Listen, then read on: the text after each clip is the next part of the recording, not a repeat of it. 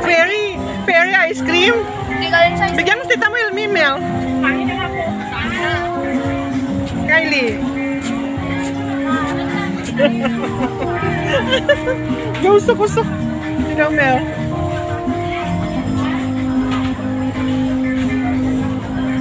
Tingala.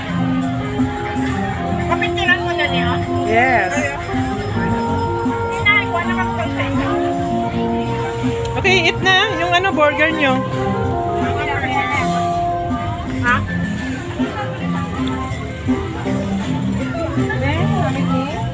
Basta. Basta kay mama mo. Oh, Chris.